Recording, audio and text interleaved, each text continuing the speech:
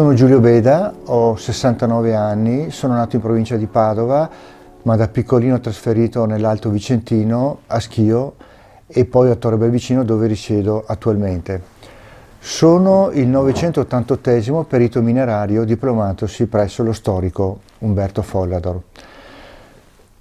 Perché Agordo? Perché questo paese così lontano da dove abitavo?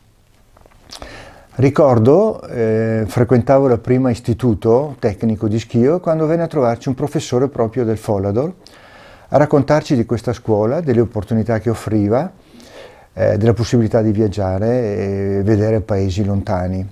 E questo mi ha impressionato tantissimo. All'epoca, adolescente, mi rifugiavo in soffitta a leggere i romanzi di Salgari, affascinato dalle avventure di Sandokan, dei pirati, di questi paesi esotici. Quindi torno a casa e parlo con i miei genitori e dico loro che voglio frequentare la scuola ad Agordo. Ricordo i sacrifici fatti dai miei per mantenermi.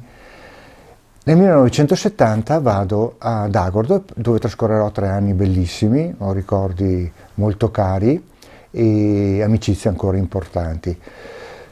Nel 1972 partecipo insieme ad Alberto Daroit a uno stage all'Arderello con l'Enel, un progetto organizzato dalla scuola, un progetto veramente illuminante per quei tempi, parliamo di circa 50 anni fa, di un mese, e seguiamo i pozzi geotermici. Quasi una profezia, perché poi tutta la mia carriera sarà nell'attività di pozzi petroliferi. Nel 73 mi diplomo e nel 75 vengo assunto dall'Agip a Ravenna come nella famiglia, diciamo, della geologia del sottosuolo.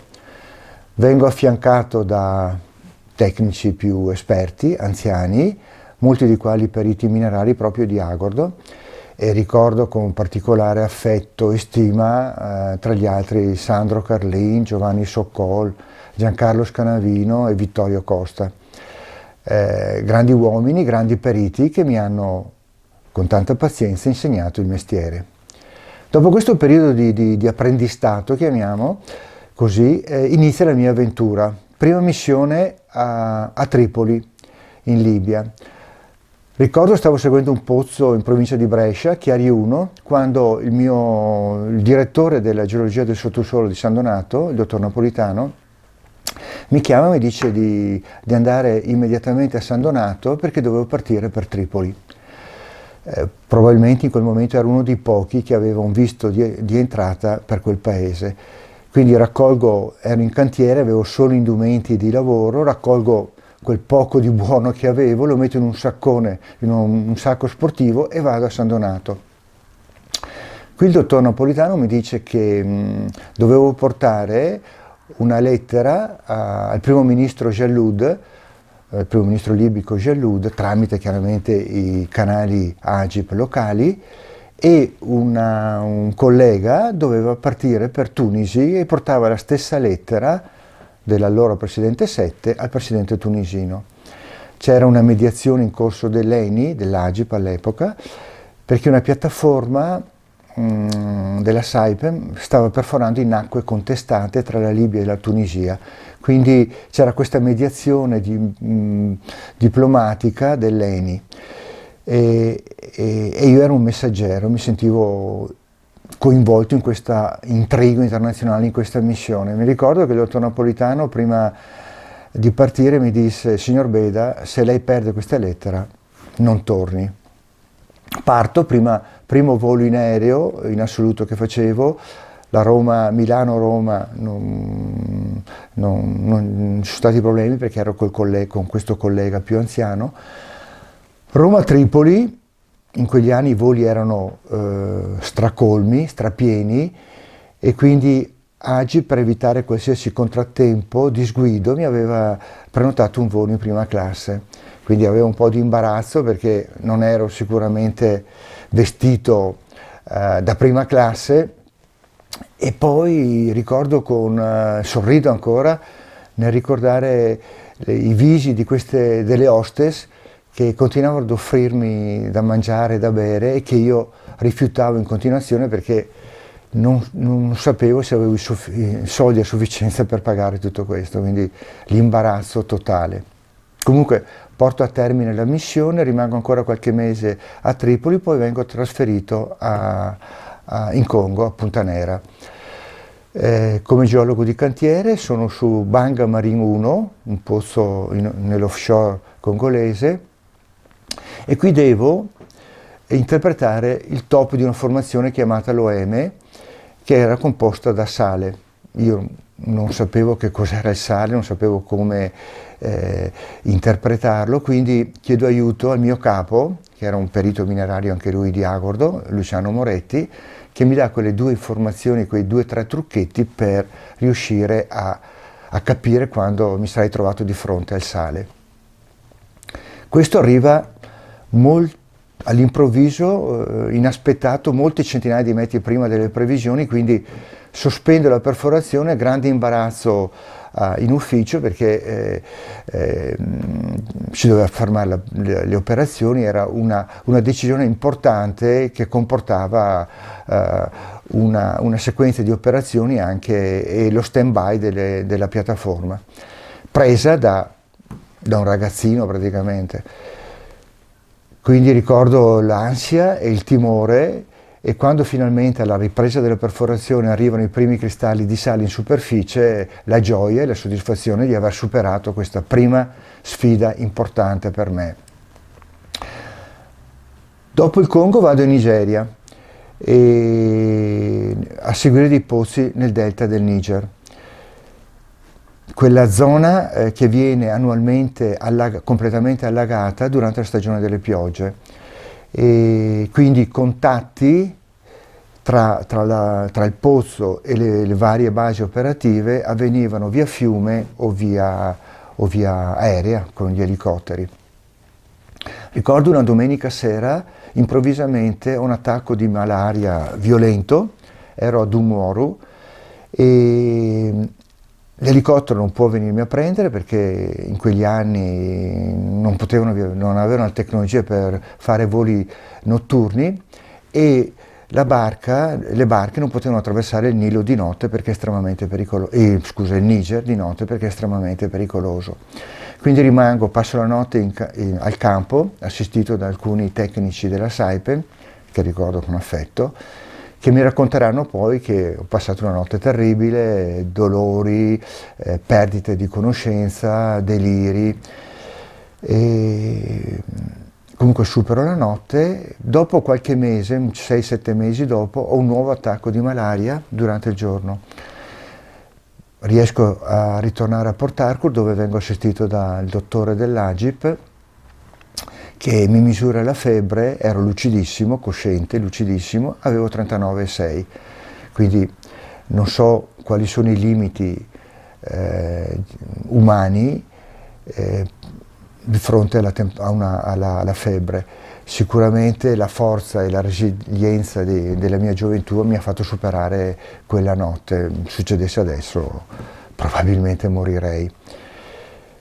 Nell'80 mi sposo e vengo promosso da geologo di cantiere a assistente in ufficio, e quindi porto mia moglie, anche lei giovanissima, alle prime esperienze, e la porto a Port Harcourt, in questo stato, in questa Nigeria, paese estremamente difficile e molto molto violento. Assistiamo non direttamente ma emotivamente l'assalto alla guest house, sanguinoso assalto alla guest house, dove viene tra l'altro coinvolto anche un nostro amico, collega e perito minerario, Fabio De Bon. Dopo la Nigeria vengo promosso responsabile della geologia del sottosuolo e vado in Costa d'Avorio e poi alla Petrex a Milano, una piccola consociata dell'Agip. Nell'88 vado in Angola, a Luanda, una città bellissima, un paese meraviglioso, un mare stupendo, gente bellissima, però c'era una guerra civile in corso tra 2 fazioni che si contendevano il potere, l'MPLA e l'UNITA. Quindi la città era praticamente assediata e gli spostamenti erano estremamente limitati fuori città, e di notte viveva un coprifuoco dalle 11 alle 5 del mattino. Improvvisamente nel 91 scoppia la pace e una settimana dopo, un po' incoscienti, ma questa è la gioventù, vogliamo andare a vedere le cascate di Braganza, del Duca di Braganza o di Calandula, che erano in una provincia lontana un 450 km circa da Luanda, in provincia di Malange. Partiamo con 3 macchine, alcuni colleghi dell'Agip e amici angolani e ci incamminiamo su questa pista, inizialmente una strada asfaltata che poi diventerà sempre più una pista in mezzo alla savana, e qui mi rendo conto di quanto possa essere brutta, crudele e violenta la guerra, perché eravamo veramente affiancati da mezzi civili, militari, bruciati, abbandonati, bombardati, quindi veramente ci siamo resi conto di quanto possa essere crudele e cruenta la guerra. Bisogni rigorosamente fatti su questa pista, perché tutto era minato, al di fuori di questa pista battuta, di terra battuta, tutto era estremamente pericoloso, era minato. Finalmente arriviamo, dopo un viaggio lunghissimo, arriviamo a Malange, alla notte dormiamo da amici angolani e la mattina partiamo per andare a visitare le cascate, che sono le seconde dell'Africa. Abbandoniamo le macchine sul fiume Lucala perché era stato bombardato, lo attraversiamo circondati da centinaia di ragazzini felici, contenti di vederci, probabilmente eravamo i primi turisti che vedevano da molti anni, e facciamo il bagno su questo fiume, acque trasparenti, che poi è il fiume che forma anche le cascate. Facciamo il bagno su questo fiume, acque cristalline, una corrente violentissima, acqua fredda, comunque lo facciamo insieme a questi ragazzini e poi ci incamminiamo verso le cascate. E dopo un 5-6 km circa arriviamo di fronte a questo gioiello della natura, questa maestosità, a questo paesaggio selvaggio. Non c'era nulla, bombardato, c'era un vecchio hotel portoghese dell'era coloniale che era stato bombardato e abbandonato, quindi eravamo veramente immersi nella natura. E mi ricordo che ci ha colto tanta emozione e anche molta commozione, e mi sono un po' sentito come immagino Livingstone quando si è trovato di fronte per la prima volta alle cascate Vittoria sul fiume Zambesi. Dopo l'Angola, io e mia moglie andiamo in Egitto, al Cairo, una città fantastica, multietnica, multiculturale, intrisa di storia. L'Egitto è un paese bellissimo, sia la parte deserto che i 2 mari, il Mediterraneo e il Mar Rosso. E qui nasce anche mia figlia, un dono del Signore, che poi ci accompagnerà nei nostri viaggi negli anni a seguire. Nel 97 rientro a Milano e qui partecipo a un progetto di ricerca Agipelf all'inizio, che poi diventeranno Eni Totalt, sulla standardizzazione e ottimizzazione del dato gas di perforazione acquisito dalle unità di mud logging. Vivo questa esperienza con tanto timore e tanta paura per il confronto con questi colleghi francesi, però ci rendiamo conto, perché eravamo un team di 4-5 tecnici dell'Agip, ci rendiamo conto che le nostre conoscenze, le nostre competenze erano simili se non superiori ai colleghi francesi. Portiamo a termine questo progetto, che verrà poi premiato come miglior progetto di ricerca per Eni nel 1999. Nel 2001 ritorno in Congo e qui abbiamo modo di visitare tanti paesi dell'Africa, e durante uno di questi viaggi, non esattamente in Africa ma alle Maldive, viviamo direttamente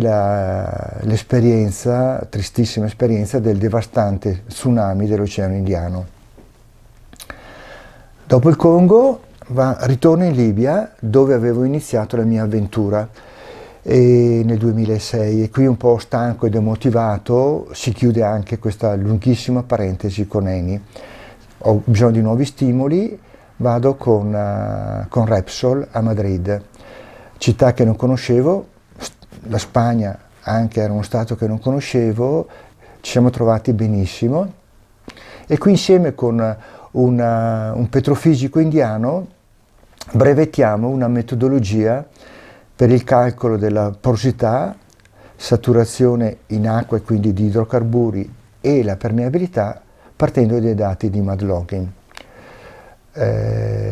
Anche questo progetto sarà premiato come migliore progetto di ricerca di Repsol Esplorazione nel 2011. Nel 2012 vado a Rio de Janeiro, città veramente meravigliosa, dove trascorreremo 3 anni bellissimi, e qui continuo questa attività di ricerca, e grazie anche alle tecnologie nuove a disposizione nell'industria petrolifera inizio un progetto per il calcolo del rapporto gas-oil ratio, e il calcolo della densità degli idrocarburi attraversati nel reservoir, densità API. E questo progetto verrà poi portato a termine da colleghi spagnoli e brasiliani, perché io nel 2012 vengo trasferito a Houston, in Texas, come Formation Evaluation Manager, e dopo circa un annetto ritorno a Madrid come responsabile della geologia del sottosuolo per Repsol Worldwide. Qui, prima di andare in pensione, mi ricavo una parentesi, nuovamente in Africa, vado in Gabon, ritorno quindi nel continente che io e la mia famiglia abbiamo tanto amato. In giugno 2018 vado in pensione, però ho un'altra esperienza in Messico, questa volta a Città del Messico, con una piccola compagnia privata che si chiama Jaguar, dove preparo una campagna esplorativa di una ventina di pozzi onshore e formo, diciamo, i giovani geologi messicani. E qui si chiude la mia avventura, durata più di 40 anni. Devo ammettere che quel professore che mi aveva affascinato, impressionato più di 50 anni fa, con i suoi discorsi nel raccontarmi del Follador e di Agordo, aveva ragione. Ho viaggiato tantissimo, ho conosciuto tanti paesi che altrimenti non avrei mai avuto modo di conoscere, ho costruito una famiglia e sono contento e orgoglioso di aver fatto tutte queste esperienze con loro. Devo ringraziare Eni, Repsol e Jaguar per le opportunità che mi hanno fatto. Un ringraziamento particolare va alla scuola, all'Istituto Tecnico Minerario Follador, che mi ha formato, mi ha dato le conoscenze, le competenze per affrontare il mondo del lavoro con successo. Mi ha sempre accompagnato in tutti questi anni, orgoglioso di far parte della famiglia dei periti minerari. Alla fine devo ringraziare l'Associazione Bellunesi nel Mondo e APIM, perché intervistandomi mi ha dato l'opportunità di fermarmi a riflettere, a raccogliere ricordi, esperienze ed emozioni. Un grande abbraccio a tutti i periti minerari di Agordo. Ciao a tutti.